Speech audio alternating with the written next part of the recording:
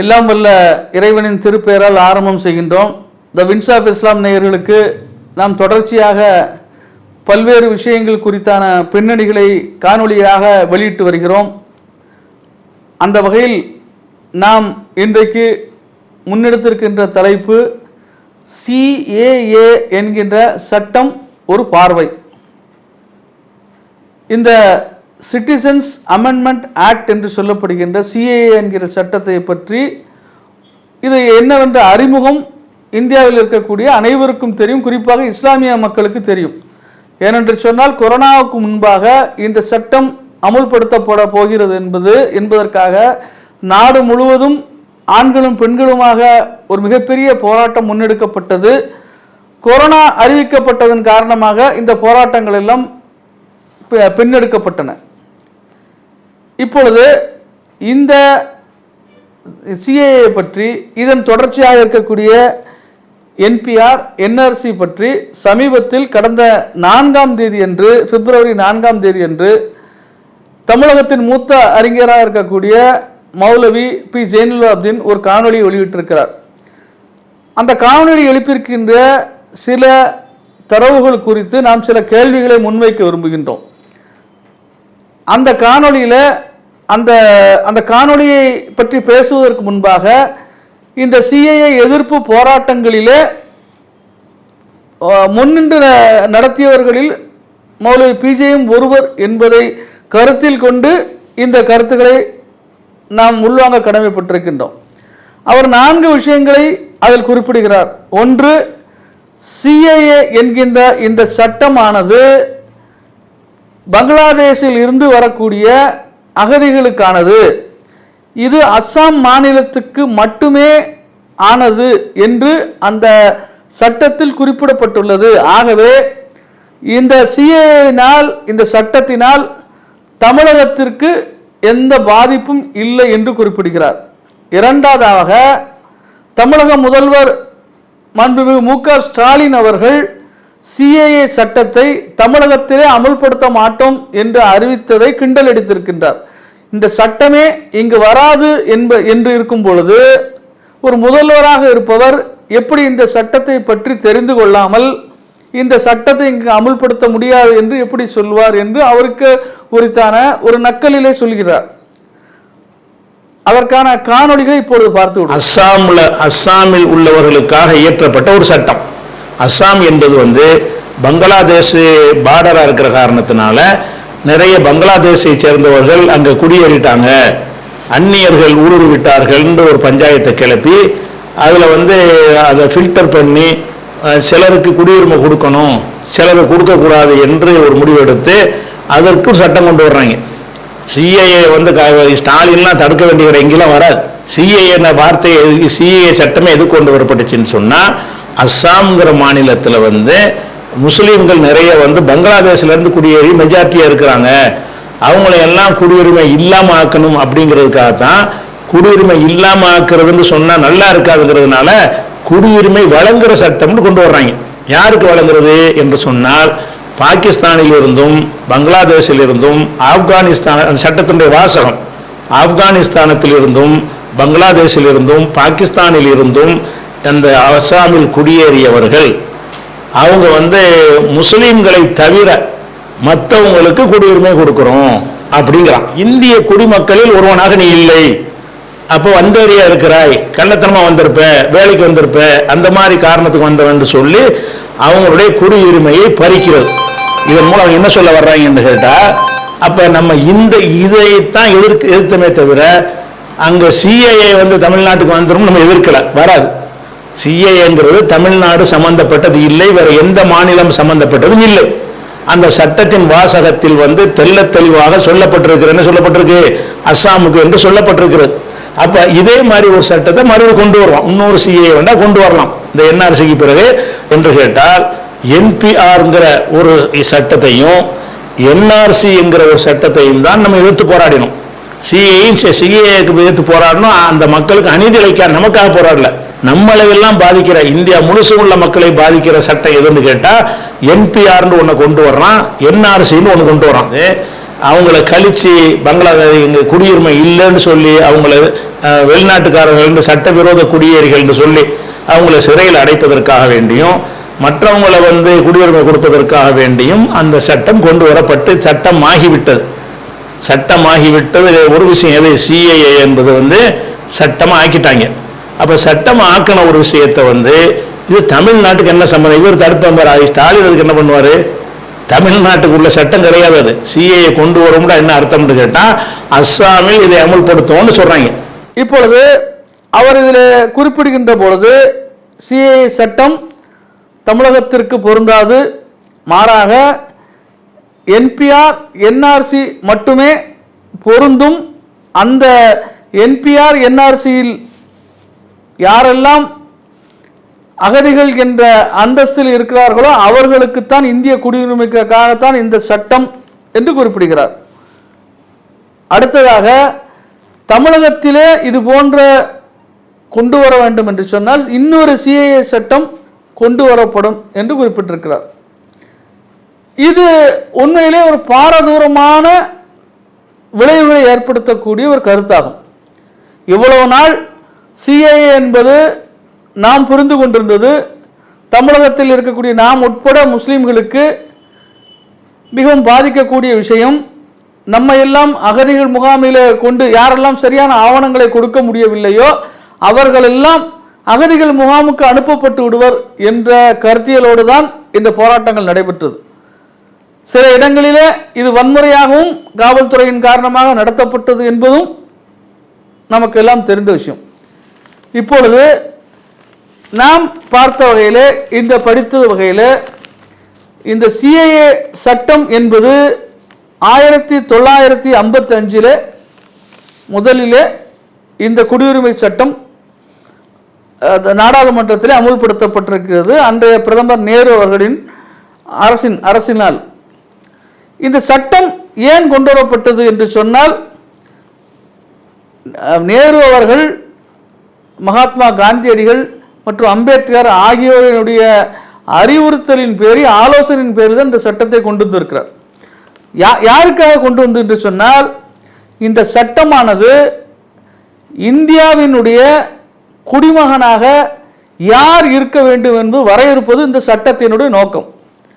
அன்றைக்கு இந்த சட்டம் கொண்டு வந்த நோக்கம், சுதந்திரம் 1947 நமக்கு கிடைத்துவிட்ட போதிலும், 1950 நாம் குடியரசு ஆகிவிட்ட போதிலும், அதற்கு பிறகு 1955 வரை பிரிட்டிஷாரும் டச்சு நாட்டினவரும் பிரெஞ்சு நாட்டினரும் இன்னும் சில ஐரோப்பிய நாட்டவரும் இந்தியாவிலே குடியிருந்து வந்தனர்.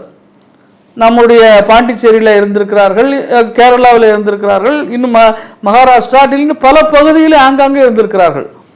இவர்களை எல்லாம் யார் இந்தியர் என்கின்ற ரீதியில் ஒருமுகப்படுத்த, அதை ஒரு வரைமுறைப்படுத்த வேண்டும் என்று சொல்லிதான் இந்த சட்டம் கொண்டு வரப்பட்டிருக்கிறது.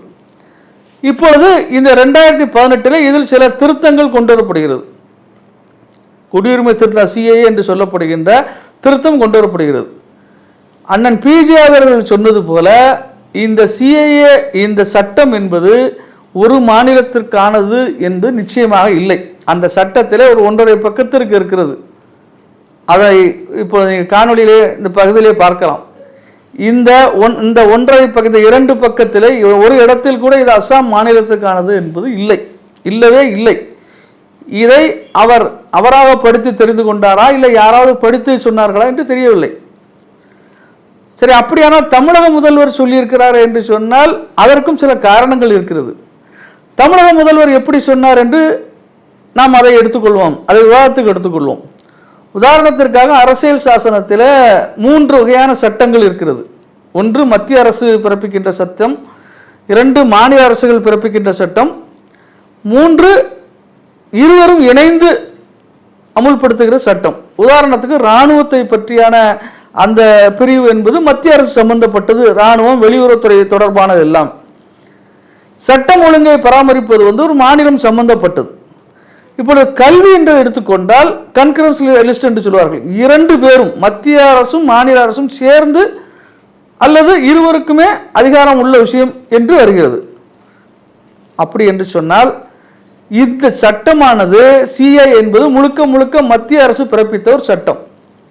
மத்திய அரசு இது போன்ற ஒரு சட்டத்தை பிறப்பித்து விட்டால் அது ஒட்டுமொத்தமாக எல்லா மாநிலங்களுக்குமான சட்டம் தானே ஒழிய ஒரு மாநிலம் மட்டும் நான் இதை அமுல்படுத்த முடியாது என்பதை சொல்ல முடியாது.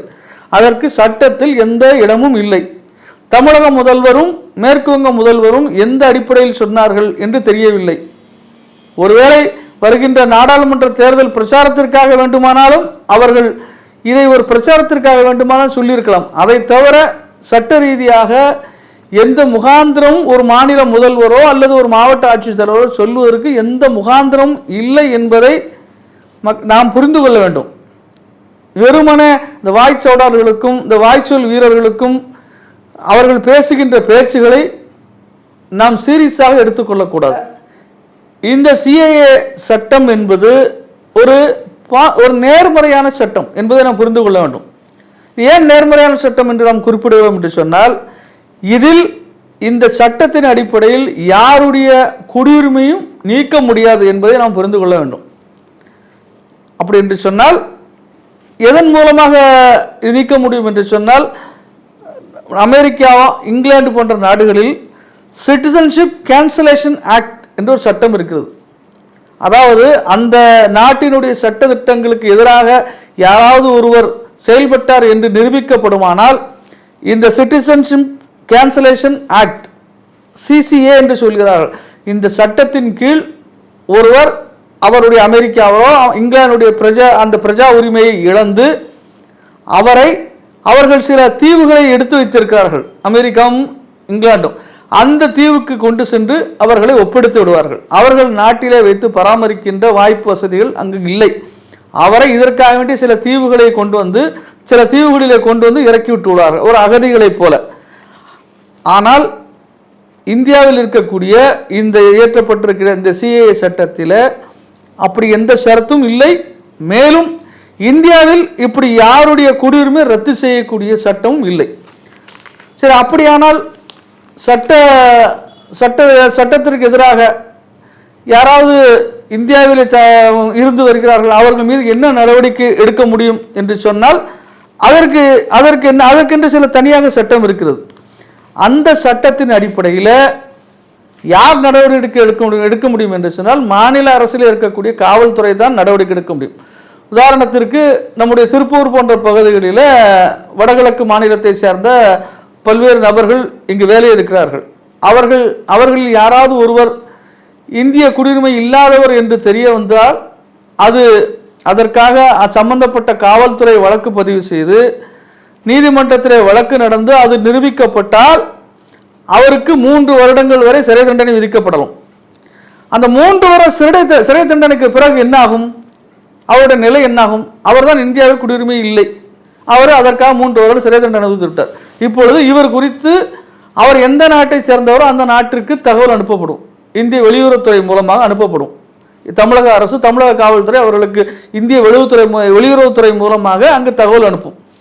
அங்கிருந்து அவர்கள் அந்த நாட்டை சேர்ந்தவர் தான் என்று நிரூபிப்பதற்கு, உதாரணத்துக்கு பங்களாதேஷ்காரராக இருந்தார் என்று சொன்னால் அந்த பங்களாதேஷ் அரசின் சார்பாக வெளியிடப்படுகின்ற அந்த வாக்காளர் அடையாள அட்டை, அங்கே இருக்கிற ரேஷன் கார்டு, அங்கே இருக்க பள்ளியில் படித்திருக்கிற ஏதாவது ஒரு சான்று வைத்திருந்தார் என்று சொன்னால் அவர் அந்த நாட்டுக்கு அனுப்பப்படுவார்.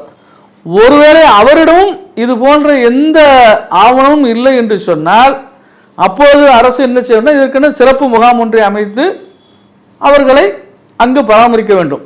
இந்த சிறப்பு முகாமை வைப்பதன் நோக்கம் என்னவென்று சொன்னால் அவருக்கு அங்கு உணவு, இது போன்ற எல்லா விஷயங்களும் வழங்கப்படும். ஆனால் இந்தியராக இருக்கக்கூடிய அவருக்கு கிடைக்கின்ற அந்த உரிமைகள் அவருக்கு இருக்காது. இந்தியருக்கு அடிப்படையான உரிமைகள் என்ன? ஒரு கல்வி, சுகாதாரம், இந்த போன்ற விஷயங்களுக்கு அடிப்படையான உரிமைகள் இந்தியர்களுக்கு இருக்கிறது. அவர்களுக்கு அரசு இதையெல்லாம் செய்து கொடுத்தாக வேண்டும் என்று நிர்பந்தம் இருக்கிறது. அப்பேற்பட்ட எந்த நிர்பந்தமும் எந்த வாய்ப்புகளும் இது போன்ற நபர்களுக்கு கிடைக்காது என்பதுதான் இதில் நாம் கவனிக்க வேண்டும். இப்பொழுது இப்படித்தான் இலங்கை அகதிகள் நடக்கிறதா என்று சொன்னால் அது வேறொரு வழி. இப்போ இலங்கையில் இருந்து அகதிகளாக இந்தியாவுக்கு வருபவர்களுக்கு ராமேஸ்வரம் போன்ற பகுதியில் அவர்களுடைய பெயர் விவரங்கள் பதிவு செய்யப்படுகிறது.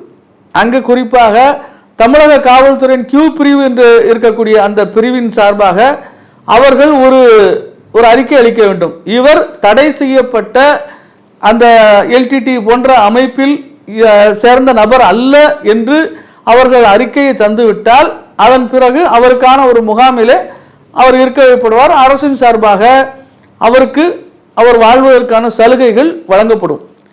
ஒன்றை புரிந்து கொள்ள வேண்டும், இதுவரை இந்தியாவில் முறையான அகதிகளுக்கான உரிமம் யாருக்கும் இல்லை என்பதுதான் நாம் இதிலே கவனிக்க வேண்டிய ஒரு விஷயம்.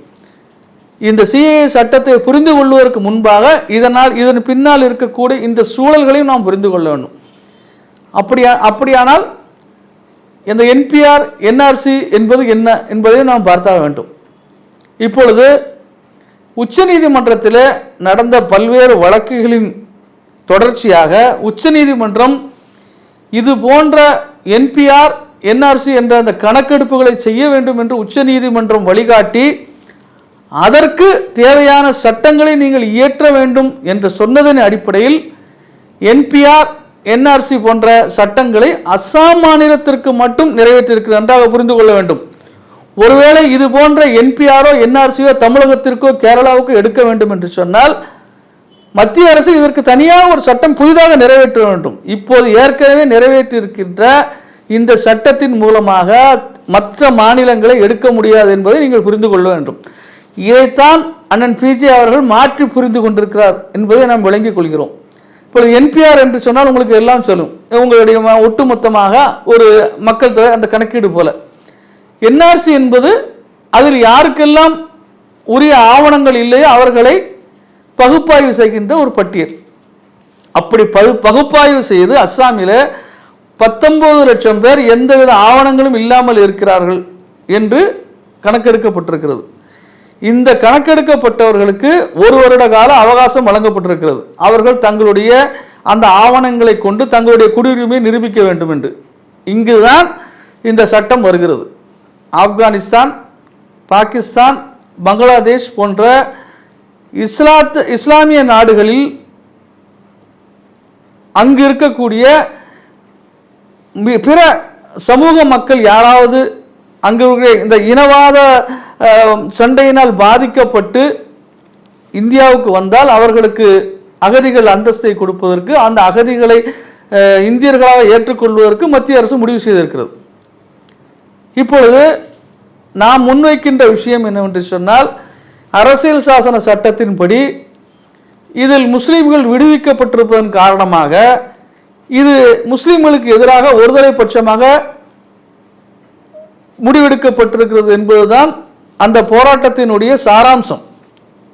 ஆனால் இதற்கு மத்திய அரசு தருகின்ற விளக்கம் என்னவென்று சொன்னால், இஸ்லாமிய நாடுகளிலே இனவாத பிரச்சனை என்பது முஸ்லீம் அல்லாதவர்களுக்கு தான் ஏற்பட வாய்ப்பு இருக்கிறது, முஸ்லீம்களுக்கு அங்கே பிரச்சனை ஏற்பட வாய்ப்பில்லை.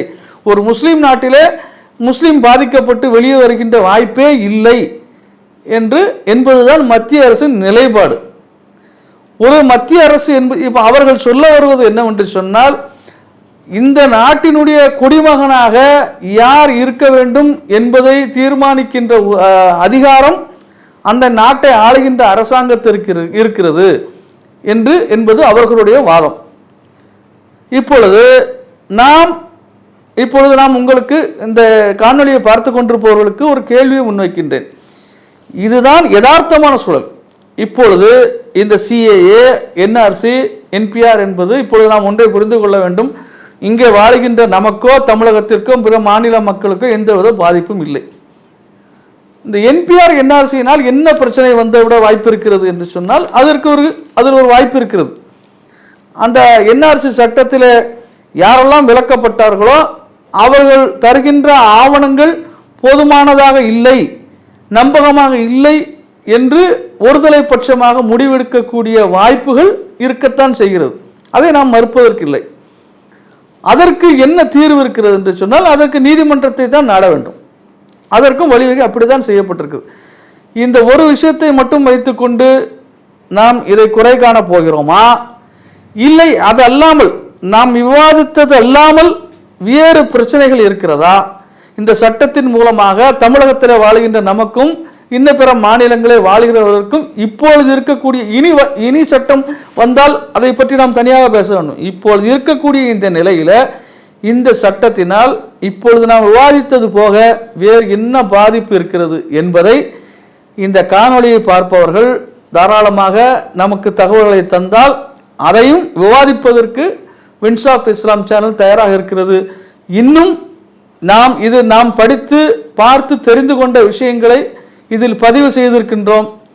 இதில் இன்னும் தெளிவு பெறுவதற்காக இது சார்ந்த அறிஞர்களிடத்தில் கருத்துக்களை பெறவும் நாம் நினைத்திருக்கின்றோம். இறைவன் நாடினால் வருங்காலங்களிலே அது போன்ற காணொளிகளும் நம்முடைய சேனலில் தொடர்ந்து வரும். இப்பொழுது பேசிய விஷயங்களில் முரண்பாடுகள், கேள்விகள், சந்தேகங்கள் ஏதும் இருந்தால் தாராளமாக இந்த கமெண்ட் செக்ஷனிலே நீங்கள் இதை பதிவு செய்தால் அதையும் ஏற்றுக்கொண்டு அதில் உண்மையிலேயே மாற்று கருத்துக்கள் இருந்தால் அதையும் இந்த சேனலை பதிவு செய்வதற்கு வின்ஸ் ஆஃப் இஸ்லாம் நிர்வாகம் தயாராக இருக்கிறது என்று கூறிக்கொண்டு இந்த நிகழ்ச்சியை இத்தோடு நிறைவு செய்கிறோம். நன்றி.